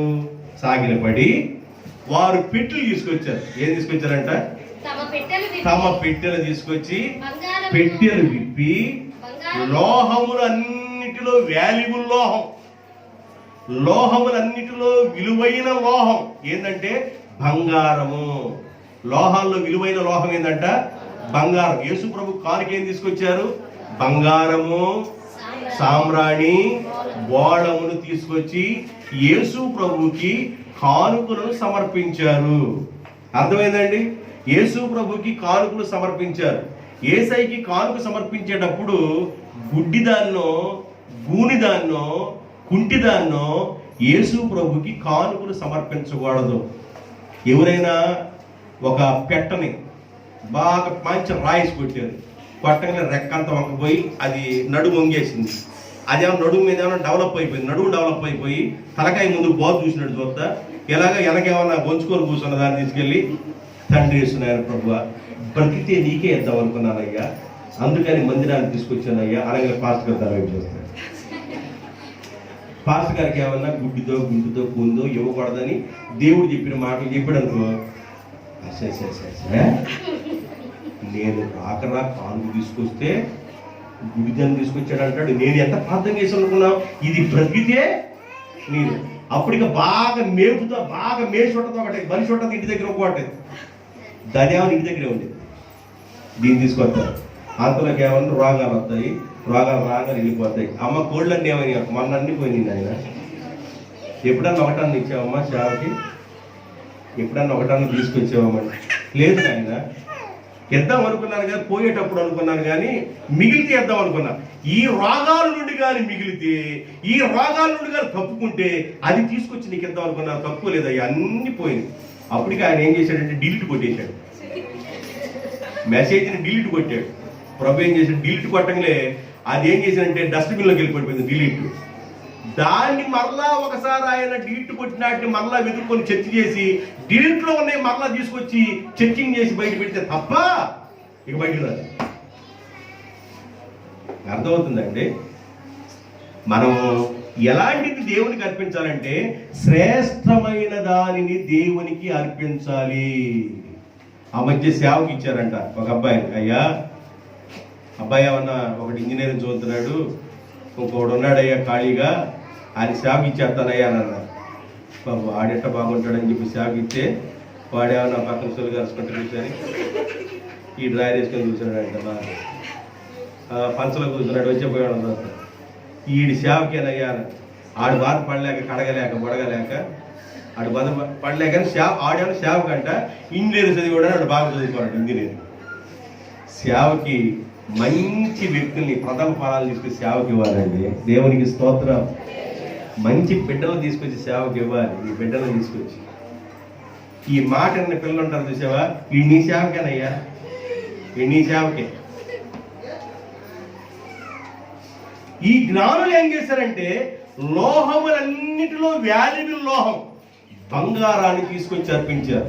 ఎందుకు బంగారాన్ని తీసుకొచ్చారు అంటే బంగారము రాజరికానికి గుర్తు. బంగారం దేని గుర్తు? రాజరికానికి గుర్తు.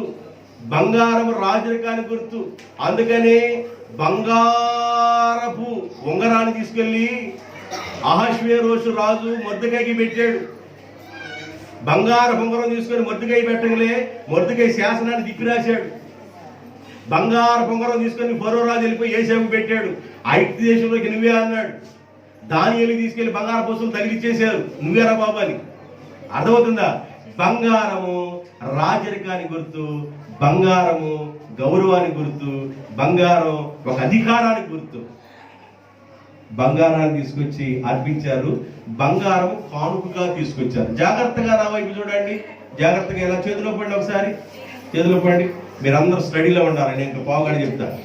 అప్పుడు దాకా మీరు ఎట్లా పడితే అట్లా బాగా వేడి వేడి అన్నం ఆరిపోతున్నారు, ఫీలింగ్ రేట్లు అన్నారు, నాకు అర్థమవుతుంది. అయితే నేను 2 నిమిషాలు చెప్పగలను, 2 గంటలు కూడా చెప్పగలను. అందువల్ల తక్కువ సమయం చూద్దాం, పండగ పూట కాబట్టి తక్కువ సమయం చూద్దాన్ని జాగ్రత్తగా వినండి. పలహారం ఎన్ని తీసుకునే టైం అవుతుంది, అందుకని తక్కువ సమయం చెప్తాను. బంగారం దేనికి గుర్తండి? రాజరికానికి గుర్తు. వాళ్ళు వస్తా, జ్ఞానులు వస్తా, నక్షత్రం పుట్టిందంటే గొప్పరాజు పుట్టింటాడు, ముందు వెళ్దాం పదండి బతుకు జీవుడు అనుకుంటా. వాళ్ళు ఒట్టి చేతులతో రావచ్చు, ఒట్టి చేతులతో రావచ్చు. వాళ్ళు ఒట్టి చేతులతో రాలా. దేవుణ్ణి ఆరాధన చేయడానికి వచ్చేటప్పుడు ఒట్టి చేతులతో రాకూడదు. యాజకుడి దగ్గరికి వెళ్ళేటప్పుడు కూడా ఒట్టి చేతులతో వెళ్ళకూడదు. ఇవన్నీ నేను చూపించాలంటే టైం అయిపోద్ది. అందుకని యాజకుడి దగ్గరికి వెళ్ళాలన్నా ఒట్టి చేతులతో వెళ్ళకూడదు. హాస్పిటల్లో రోగి ఉన్నప్పుడు ఒట్టి చేతులతో వెళ్ళకూడదు, ఒట్టి చేతులతో వెళ్ళకూడదు. ఏదో నీకు కలిగిన స్థితిలో నుండి నీ వంతున నీవు నీ స్థితికి తగినట్లుగా కొంచెమే తీసుకెళ్ళు, అదే ఆశీర్వాదం. దేవునికి స్తోత్రం. హల్లెలూయా. ద్వితీయోపదేశకాండ 16:17 16:17 చదవాలి త్వరగా. వారు వట్టి చేతులతో యెహోవా సన్నిధిని కనబడక నీ దేవుడైన యెహోవా నీకు అనుగ్రహించిన దీవెన చొప్పున నీకు అనుగ్రహించిన దీవెన చొప్పున ప్రతి వాడు తన శక్తి కొలది ఇయ్యవలెను. రాత్రి బుజ్జమ్మ గారు మాట్లాడుతూ ఒక సంభాషణ చేసింది. 500 రూపాయలు దేవునికి కారు తీసుకొచ్చేవాళ్ళంటే అమ్మో అనుకుంటామంట. బట్టల షాప్కి వెళ్ళిపోయి 500 అంటే 500కే వచ్చింది, భలే తీసుకొచ్చింది. ఎగ్జాంపుల్ బాగుంది. 500కే వచ్చింది బట్టల షాప్లో 500కే వచ్చింది. వేసేయండి బిల్లు, ఒక 5,000 బిల్లు వేయండి. అప్పుడు హాయిగా ఆనందంగా చల్లగా, నేను ఒక మాట అంటున్నా, హాయిగా ఆనందంగా చల్లగా ఇంటికి వచ్చేస్తాను. ఏమండి? అట్లా బిల్లు పడాలి. 500తో బట్టల షాపులు నీకేం రావట్లా, 500 సతకు తీసుకెళ్తే నీకేం రావట్లా. దేవుని సన్నిధానంలో నీవు దేవుని సమర్పించే కానుక దేవునికి సమర్పించే నీ మొక్కుబడి, దేవునికి నువ్వు అర్పించే అర్పణ నీవు సంతోషంగా అర్పించాలి. సంతోషంగా. మీకు ఒక మాట చెబుతున్నాను, వినండి. ఈ సంవత్సరం 150 మంది నేను సహాయం చేశాను. బలుసులపాలెం మీకు తెలియదు. మీకు ఎంతమంది తెలుసు? బలుసుపాలెం ప్రైజ్లు ఇచ్చాడు సండే స్కూల్ పిల్లలకు అనేది తెలుసు మీకు. 150 మందికి సహాయం చేశాను. అర్థమవుతుందా? ఇంకా దేవుడు నాకు ఇస్తే ఇంకా సహాయం చేయాలనుకుంటా. మీ అందరికి కూడా దేవునికి స్తోత్రం. సండే స్కూల్ పిల్లలు ఆడుకొని ప్రైజులు పెడదామని అన్నా, వాళ్ళందరూ కూడా ఇవ్వాలనుకుంటున్నా. అయితే దేవుడు నాకు ఆ ద్వారం తెలిస్తే వాళ్ళందరూ కూడా గుర్తుపెట్టుకుంటా. ఫస్ట్ వచ్చినాడు, సెకండ్ వచ్చినాడు, ఆడికి వీడికి ఇవ్వను, అందరు పిల్లలకి ఇవ్వాలనుకున్నాను. ఖచ్చితంగా దేవుడు ఇచ్చును కాక. చిన్నదైన పెన్ను పెన్సిల్ ఇస్తా, మీరే ఫీల్ అవ్వాల్సిన అవసరం లేదు. వాళ్ళకి ఇవ్వాలనుకున్నాను, నేనేదో ఇస్తా. దేవుడు నాకు ఇస్తాడు, నేను వాడికి ఇస్తాను. ఎలా వచ్చింది ఆశీర్వాదం? నీళ్లు తోడతా ఉంటేనే నీళ్లు ఉబ్బుతాయి. నీళ్లు తోడతా ఉండు, నీళ్లు తోడతా ఉంటే నీళ్లు ఉబ్బుతాయి.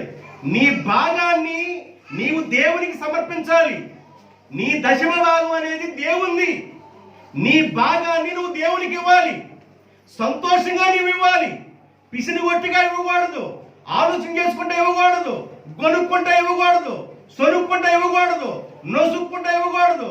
సంతోషంగా దేవునికి వారు కానుకలను సమర్పించిరి. దేవునికి స్తోత్రం.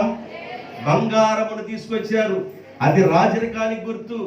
ఇలాగా దేవుని మందిరానికి వెళ్ళేటప్పుడు మనుషులు వట్టి చేతులతో వెళ్ళకూడదు.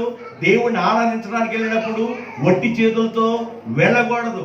నిర్గమాకాండం 3వ అధ్యాయము 21వ వచనం. 3వ అధ్యాయం 21వ వచనం. యెషయా గ్రంథం 60వ అధ్యాయం 6వ వచనం.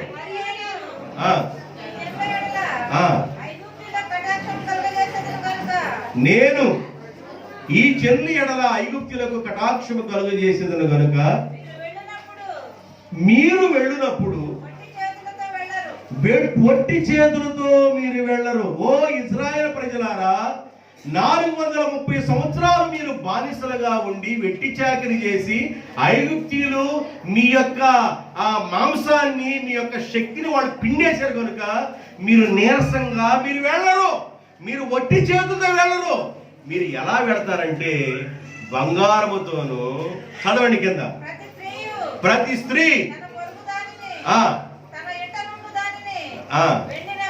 వెండి నగలను, బంగారు నగలను, వస్త్రములను ఇమ్మని, మీరు ఐగుప్తులో మీ శాఖను మొత్తం అక్కడ ఉంది, దాన్ని అడిగి తీసుకొని మీరు వాటిని మీ కుమారులకు కుమార్తెలకు ధరింపజేసి ఐగుప్తీయులను ఇదిగో మీరు ఐగుప్తీయుల నుండి బయలుదేరి వచ్చేటప్పుడు వట్టి చేతులతో నేను మిమ్మల్ని తీసుకురావటం లేదు.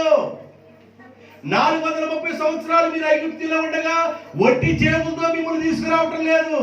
వెండితోను, బంగారంతోను, విలువైన వస్త్రాలతో నేను మిమ్మల్ని తీసుకొస్తున్నాను. కాబట్టి ఆరాధన చేసే సమయానికి మీరు వచ్చినప్పుడు మీ విలువైన వాటిని దేవునికి సమర్పించండి. నేను ఇలా చెప్పాలంటే 5 గంటల దాకా చెబుతా.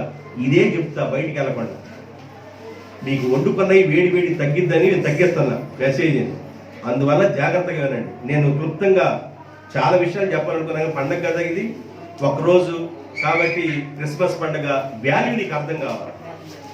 100 మెసేజ్లు తయారు చేస్తాను క్రిస్మస్ పండుగ గురించి. 100, 1, 2 కాదు, 100 తయారు చేసి పెడతా. చెబుతా, వరుసగా చెబుతాను. పండగ పడేందుకు విడిపోయి చెప్పుకుందాం. అర్థమైందా? కానుకలు అర్పించారండి.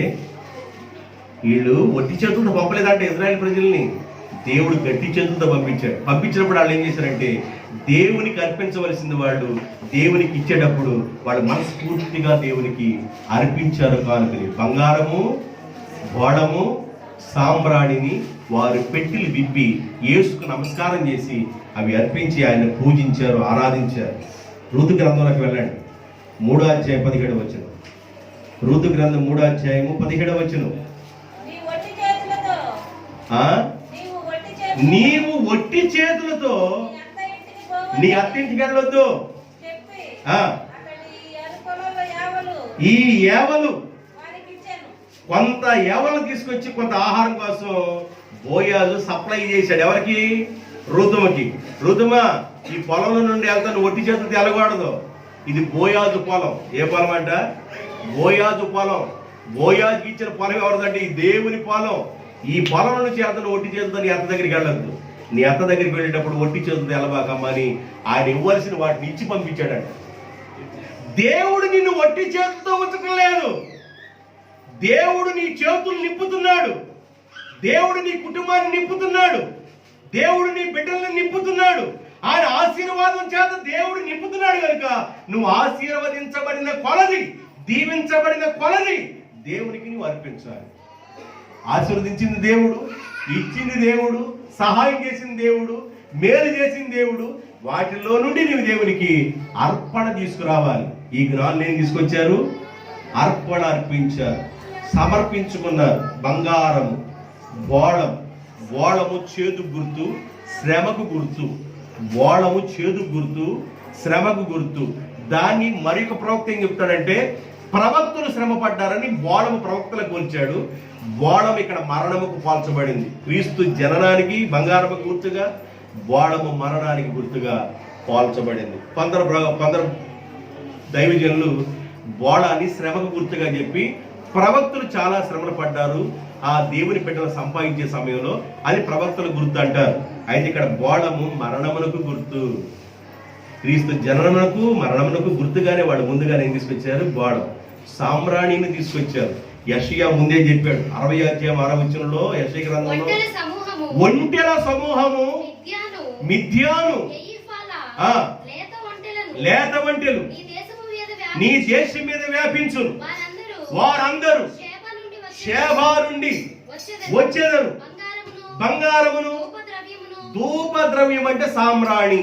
బంగారమును సామ్రాణిని తీసుకొని నీ దగ్గరికి వస్తారయ్యా అన్నాడు. ధూప ద్రవ్యము సామ్రాణిని తీసుకొని వస్తారు. సామ్రాణి ధూపాన్ని గుర్తు, దాన్ని తీసుకొని వస్తారు. ధూప ద్రవ్యాలను తీసుకొని వస్తారు, నీకు బంగారం తీసుకొస్తారని యెషయా ముందే చెప్పారు యెషయా గారు. కాబట్టి సామ్రాణి ధూపానికి గుర్తు, ఆరాధనకి గుర్తు. బోళము మరణానికి గుర్తు, బంగారం రాజరికానికి గుర్తు. ఈ అన్ని తీసుకొచ్చి కానుకలు యేసు ప్రభుకి సమర్పించారు యేసు ప్రభుకి. కానుకలు సమర్పించి వాళ్ళు సాగిలపడి ప్రభుని ఆరాధించారు, పూజించారు. నేను కంక్లూజన్కి వచ్చాను.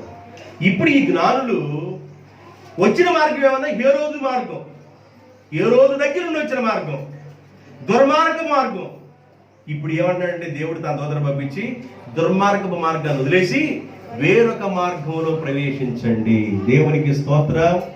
ఎంతవరకు ఏ మార్గంలో నువ్వు ఉన్నావో, ఎంతవరకు ఏ మార్గంలో నువ్వు సంచరించావో, నీ మార్గంలో ఏమి దాగుందో, నీ మార్గంలో ఏముందో, అది కీడో శాపమో దుర్మార్గత ఏముందో దాన్ని వదిలేసి ఈ క్రిస్మస్ దినం నుంచి అయినా వేరొక మార్గం, అది క్రీస్తు మార్గంలోకి నీవు గాని వచ్చినట్లయితే దేవుడు నీ స్టార్ను మారుస్తాడు. దేవుడు నీ లైఫ్ను మారుస్తాడు. ఈ రోజున నీ హృదయాన్ని తెరిచి, ప్రభువా నా హృదయంలోకి రండి నాయన, సత్రములో స్థలము లేదు, నేనన్నా స్థలం ఇస్తా, నా హృదయంలోకి రండి అయ్యా, సృష్టికర్త అయిన దేవుడు అయ్యా, నేను నిన్ను పూజిస్తానయ్యా, నీకు నమస్కరిస్తానయ్యా, నిన్ను ఆరాధిస్తానయ్యా, నీకు సాగిలి పడతానయ్యా, ఎంతవరకు నా మార్గం వేరు నాయన, నేను నీ మార్గంలోకి వస్తాను ప్రభు అని ఈ రోజు నువ్వు కానీ సమర్పించుకోగలిగితే ఖచ్చితంగా దేవుడు అద్భుతం చేస్తాడండి. ఖచ్చితంగా దేవుడు అద్భుతం చేస్తాడు. ఖచ్చితంగా దేవుడు అద్భుతం చేస్తాడు. మేలు చేస్తాడు. ఆయన మేలు చేస్తాడు. మీకు ఒక డౌట్ కూడా క్లారిఫై చేయాలనుకుంటున్నాను సభాముఖంగా. నేను పైన ఇల్లు కట్టేటప్పుడు బంగారం తీసుకెళ్ళి, ఇప్పుడు కొంత బంగారం అక్కడ ఉంది, ఎక్కడ అది కొసమట్టం అని గోల్డ్ అక్కడే ఉంది, బంగారం పెట్టి ఇల్లు స్టార్ట్ చేసి పని చేస్తా ఉన్నా.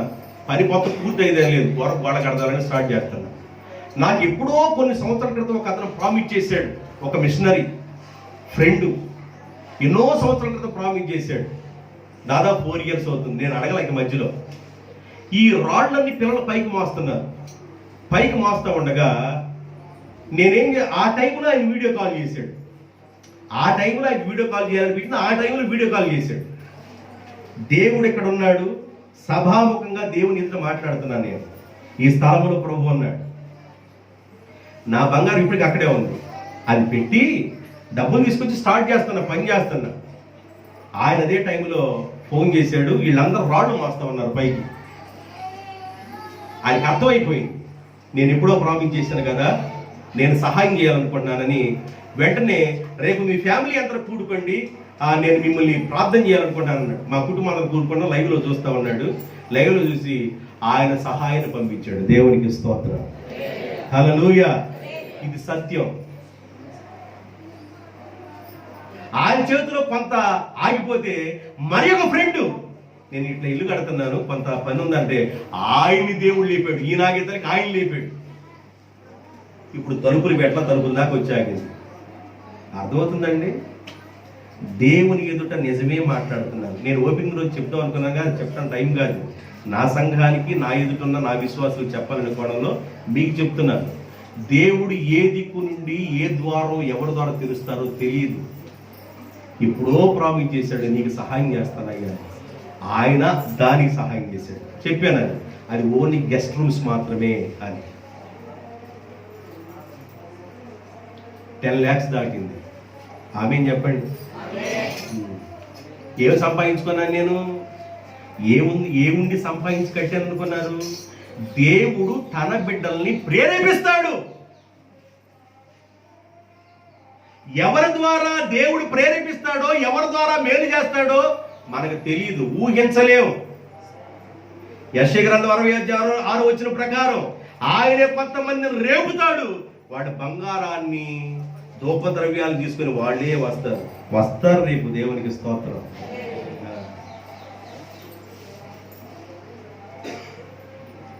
ఇప్పుడు మీ మనసులో ప్రశాంతంగా ఉంటుంది. అబ్బాయి ఎలా కట్టాడు, ఏం కట్టాడు అనేది తెలియకుండా ప్రశాంతంగా మీరు నిమ్మలంగా ఉంటారు. అర్థమైందా? నిమ్మలమైన వాతావరణం మీకు సంభవించిన గాక. ఏందిరా వ్యవహారం? కొంతమంది ఏమనుకున్నారంటే, మా అల్లుడి దగ్గర తీసుకునే డబ్బులు, మా అల్లుడికి కొంత డబ్బులు ఉన్నాయి, మా అల్లుడి దగ్గర నుంచి తీసుకొని మొత్తం ఏ చేస్తున్నాడు రా, మా అల్లుడిని ముంచేస్తున్నాడు అనుకున్నారు జనాలు. రూపాయి మా అల్లుడిని అడగలేదు, ఎందుకంటే నాకు ఫిక్స్ చేసుకున్నాడు, బిడ్డల కోసం ఫిక్స్డ్ చేసుకున్నాడు. నేనేదన్నా అయితే సహాయం చేయాలి తప్ప మా అల్లుడిని నేను అడగకూడదు. అర్థమవుతుందండి? చాలా మంది ఊహలు, అపోహలు. ఏంటి నేను పని కట్టలేదు, ఇది కడుతున్నాడు, ప్లాస్టింగ్ అంటున్నాడు, కిటికీలు అంటున్నాడు. ఏం జరుగుతుంది? చెట్టు ఏమో వేసాడు ఇంట్లో, మనీ ప్లాంట్ బాగా పెరుగుతుంది. మామూలుగా ఇంట్లో ఆకులు తీవ్రంగా పెరుగుతుంది. ఏమో నేసాడా చెట్లు అనుకుంటున్నారు జనాలు. మీరందరూ ఏమనుకోకూడదని విషయాన్ని చెబుతుందని. దేవునికి స్తోత్రం. దేవుని వలన సహాయము కలుగును. హృదయాన్ని నేను అర్పించానండి. నా హృదయంలో ఇంకోళ్ళ పెట్టుకోలేదు, తావు పెట్టుకోలేదు. నేను సేవకు వచ్చిన తర్వాత నా హృదయంలో ఇంకోళ్ళ చోటు ఇవ్వలేదు. నా హృదయాన్ని దేవుని ఎదురు పరిచానండి. ఏడ్చిన రోజులు ఉన్నాయి, కష్టపడిన రోజులు ఉన్నాయి, అల్లాడిన రోజులు ఉన్నాయి, బాధపడ్డ రోజులు ఉన్నాయి, కూలిపోయిన రోజులు ఉన్నాయి, గుండె పొడవబడిన రోజులు ఉన్నాయి. ఎన్నో పరిస్థితులన్నిటి తట్టుకొని ప్రభు పాదాలు పట్టుకున్నాను కనుక ప్రభు తన కనికిరాన్ని ఈ సేవ మీదకి, ఈ గృహం మీదకి, మీ అందరి మీద కూడా దేవుడు ఆ దీవుని తప్పించాడు. దేవునికి స్తోత్రాలు. హల్లెలూయా. పరిస్థితులన్నీ దేవుడు మార్చబోతున్నాడు, విశ్వాస పరిస్థితులు కూడా. నమ్మండి, మీరు నమ్మండి. విశ్వాసుల పరిస్థితి కూడా దేవుడు మార్చబోతున్నాడు. నమ్మండి, మీ పరిస్థితులను ప్రభు మార్చబోతున్నాడు. ఈ రోజున ఒకవేళ 2 మనసులు ఏమైనా లోపల పనిచేస్తుంటే ఒక మనసుని డిలీట్ కొట్టేసి ఒకదాన్ని లేపేసేయి. నీకు వ్యతిరేకంగా ఉన్నదాన్ని ఒకదాన్ని తీసేసి యేసయ్యకే చోటివ్వు, ఆయన పాదాలు పట్టుకో. దేవుడు ఎలా తన కార్యాలు చేస్తాడో నీవు చూడు. 2 తలంపుల మధ్య నువ్వు జీవించొద్దని ఈరోజు మాట్లాడుతూ యేసు ప్రభు చోటివ్వమని మాట్లాడుతూ నా మాట ముగిస్తున్నాను. పరివర్తన చెందిన జీవితాలు కలిగి ఉన్నాడు. జ్ఞానులు పరివర్తన చెందారు. వచ్చిన మార్గం కాకుండా మరి ఒక మార్గాన వాడు వెళ్ళారు. అర్థమైందా? మనం కూడా మన మార్గం ఏదైతే ఉందో దాన్ని వదిలేసి క్రొత్త మార్గాన్ని, యేసు ప్రభు మార్గం, నేనే మార్గము సత్యము జీవం అన్న ఆ మార్గాన్ని ఎన్నుకొని ప్రయాణం చేయండి. దేవుడు మిమ్ములను, మీ కుటుంబాలను, మీ పిల్లలను, మీ పిల్లల పిల్లలను, మీ పాడిని, మీ పంటను, మీ గృహాలను యేసు ప్రభు నిండుగా దీవించునుగాక, ఆయన ఆశీర్వదించునుగాక, ఆయన సమాధానం ఇచ్చునుగాక, ఆయన శాంతి ఇచ్చునుగాక, క్రిస్మస్ తాత మీ ఇంటికి వచ్చునుగాక. బహుమానాలు తీసుకొని దేవుడు ఈ మాటలు దీవించునుగాక. తలొంచండి, ప్రార్థన.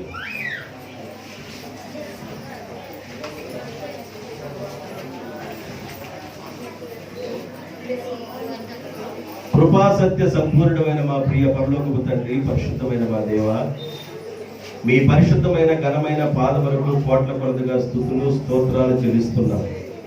ఈరోజు మీ పాదాలకి నమస్కరించి దండం పెట్టి ప్రార్థిస్తున్నాం. మీ మహామహిమ ఈ స్థలం మీద ఉంచండి. మీ దీవెన సమృద్ధిగా ఈ స్థలం మీద ఉంచండి. ఆశీర్వాదపు బలము ఈ స్థలం మీద నిండుగా ఉండునుగాక. ఈ ప్రజలందరూ మీ ఆత్మతో నింపబడునుగాక. మీ దీవుల చేత మీ బిడ్డలందరూ కప్పమని యేసుక్రీస్తు నామములో ప్రార్థన చేయుచున్నాను తండ్రి. ఆమేన్.